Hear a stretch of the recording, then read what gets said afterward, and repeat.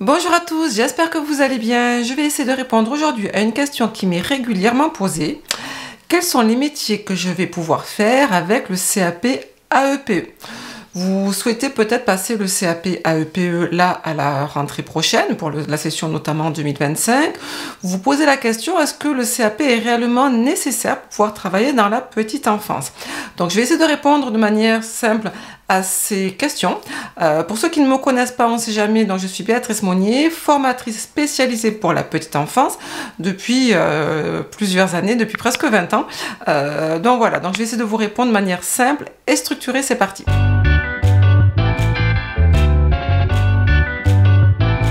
D'abord, je vais essayer de répondre à la question, est-ce qu'il est nécessaire d'avoir le CAP AEPE pour pouvoir travailler avec des enfants, et notamment en crèche, pourquoi pas, ou dans d'autres domaines? Alors, il faut savoir, suite à l'arrêté 2022, parce qu'il y avait un manque de professionnels, un arrêté du ministère de la Solidarité a autorisé les structures, notamment les EAGE, à embaucher des candidats sans le diplôme, sans le CAP. Par contre, attention, ce même arrêté a mis en place une sorte de petite recommandation, obligation, on va même parler d'obligation. C'est-à-dire que du coup, le futur candidat, futur salarié, devra être formé aux frais de l'EAGE, c'est-à-dire aux frais de la crèche. Ce qui va, vous avez bien compris, engendrer des frais supplémentaires et ça va forcément freiner le recrutement. Ce même candidat qui n'a pas de diplôme devra être également encadré, surveillé par un professionnel qui sera lui diplômé. Donc vous avez bien compris que c'est pas forcément la bonne solution si vous souhaitez travailler en crèche ou en EAGE, parce que forcément les structures vont un petit peu être réticentes à vous embaucher. D'ailleurs, c'est l'une des raisons pour laquelle il n'y a pas beaucoup non plus de candidats sans diplôme, notamment en EAGE. Donc le diplôme, il est fortement quand même recommandé pour pouvoir travailler dans le domaine de la petite enfance. Maintenant, je vais essayer de vous répondre à la question, quels sont les métiers que je vais pouvoir faire avec le CAP AEPE? Alors, bien évidemment, le métier le plus fréquent que vous allez pouvoir faire, c'est travailler en crèche. Alors, le type, on va dire, de fonction que vous allez avoir, ça va bien évidemment varier d'une structure à une autre. Ça sera exactement la même fonction, mais on va avoir plusieurs appellations. On peut avoir animatrice de crèche ou animateur de crèche, agent de crèche, auxiliaire de crèche, voilà. En gros, plusieurs, on va dire, dénominations pour une même fonction. Qu'est-ce que ça veut dire? Ça veut dire que vous allez participer exactement au même titre de tous les professionnels, mais avec des petites différences quand même, on va le voir. Vous allez participer à l'accueil de l'enfant et des parents. Vous allez participer également aux soins, le change, le biberon, la mise à la sieste. Vous allez pouvoir encadrer les activités. Vous allez pouvoir faire les transmissions également avec les parents, mais également les professionnels.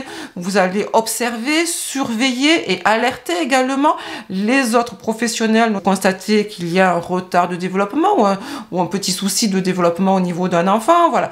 Votre rôle consistera vraiment à encadrer, assister qui? Les EJE et les auxiliaires qui, là, on va le voir après, eux nécessitent vraiment le CAP et surtout une formation supplémentaire. Mais en tout cas, vous allez pouvoir déjà commencer ce métier qui est franchement très très bien et qui est très demandé puisque le ministère, on va dire, de la Santé prévoit 20 000 postes, si je me rappelle bien, d'ici 2025. Donc du coup, il y a beaucoup de postes qui vont être créés dans ce domaine-là. Donc ça, c'est vraiment la base du métier que vous allez pouvoir faire avec le CAP AEP. Vous allez également pouvoir travailler ou postuler en tant qu'aide auxiliaire puériculture, c'est-à-dire là plutôt en maternité ou à l'hôpital.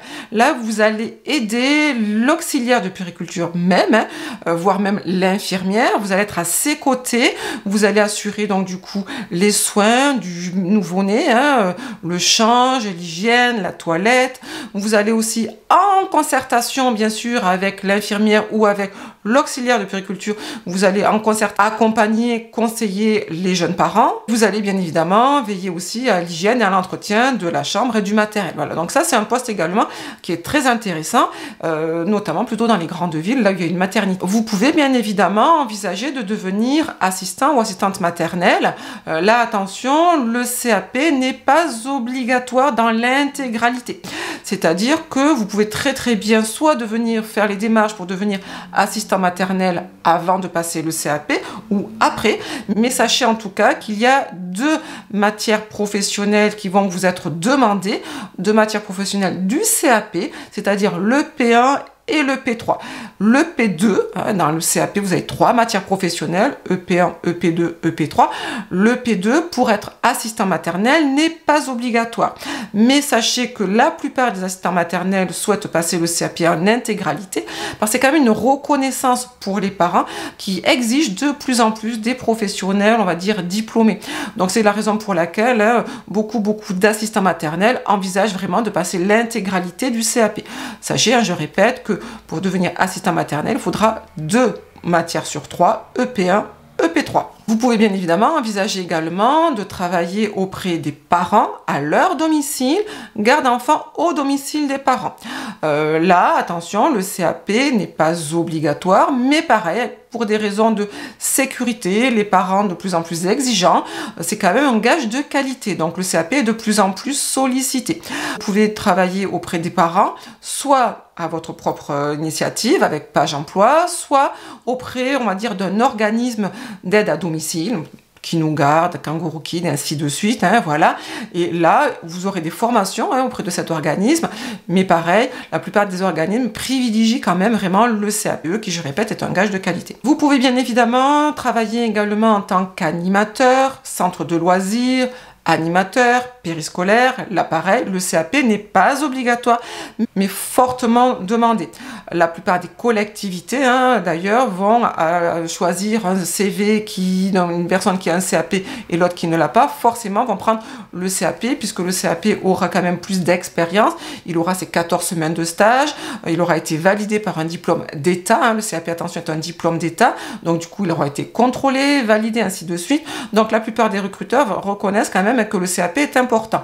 Attention, dans ce domaine-là, dans ce métier-là, on vous demandera également de passer le BAFA, brevet d'aptitude aux fonctions d'animation. Et puis le dernier métier, vous pouvez prétendre, c'est ATSEM, agent territorial des écoles maternelles. Mais attention, là, si vous avez uniquement le CAP, vous ne pourrez pas être titulaire, vous serez vacataire ou remplaçant. Par contre, sachez que les collectivités exigent absolument maintenant, depuis 3-4 ans, que le candidat, même pour devenir remplaçant ou vacataire, et le CAP. Donc le CAP vraiment va vous ouvrir vraiment là par contre les portes du métier d'ATSEM. Il va falloir postuler auprès de la collectivité et montrer votre CAP sur votre CV. Vous aurez exactement les mêmes fonctions qu'un ATSEM classique. La différence est que vous ne serez pas titulaire, votre poste pourra malheureusement se terminer du jour au lendemain. Donc si on résume, vous allez pouvoir travailler en crèche, vous allez pouvoir travailler en maternité, vous allez pouvoir travailler en école, vous allez pouvoir travailler également auprès d'enfants à votre domicile ou au domicile des parents. Et puis bien évidemment, vous pouvez également envisager de continuer vos études ou en tout cas une petite formation et de passer des concours. Donc là, bien évidemment, la plupart des candidats, beaucoup de candidats d'ailleurs, envisagent de passer le concours ATSEM. Donc là, c'est un concours, il y a 3 concours notamment, externe, interne, 3e concours. Le concours externe est ouvert notamment aux candidats qui ont le CAP ou qui ont 3 enfants. Le concours interne est ouvert aux candidats qui ont minimum 2 ans d'expérience en collectivité, c'est-à-dire notamment, pourquoi pas, déjà ATSEM, voilà. Et le 3e concours est ouvert aux candidats qui ont 4 ans d'expérience dans le privé. Pourquoi pas un assistant maternel. Donc, ce concours va vous permettre d'être titulaire de votre poste dans une école et pouvoir justement monter les échelons et donc avoir forcément un meilleur salaire. Vous pouvez également aussi envisager de passer, de devenir auxiliaire de puériculture. Tout à l'heure, je vous ai dit aide auxiliaire. Mais là, pourquoi pas auxiliaire de puériculture. C'est un diplôme d'État qui est accessible après le CAP AEPE. C'est ouvert sur dossier, donc il faut faire un dossier et le déposer auprès d'une école spécialisée. C'est une formation qui va durer 11 mois qui va mélanger théorie, c'est-à-dire cours théoriques dans le centre de formation.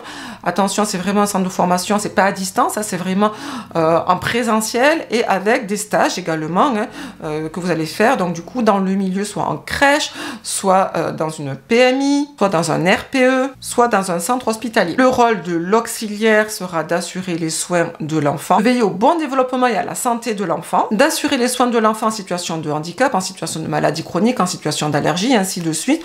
Le supérieur hiérarchique de l'auxiliaire puéricultrice va être l'infirmier, donc elle est pile au-dessous de l'infirmier ou du médecin, et en dessous on a également, bien sûr, comme je vous ai dit tout à l'heure, l'aide auxiliaire de puériculture.